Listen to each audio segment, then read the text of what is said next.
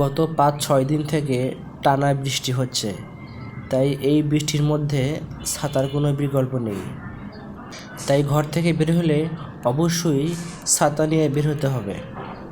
আর হ্যাঁ, ছাতাটি যেন অবশ্যই ভালো মানের হয়, কেননা অল্প বাতাসে যেন ছাতাটি উড়ে না যায়, সেই দিকে লক্ষ্য রাখতে হবে।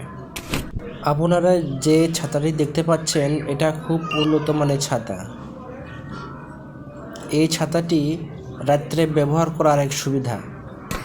এই ছাতাটি দিয়ে রাত্রে আপনি পথ চলতে পারবেন, কারণ এই ছাতা দিয়ে পিছনের অংশটি দিয়ে রাত্রে আলো দেখতে পাবেন। এই অংশে একটি টর্চ লাইট আছে,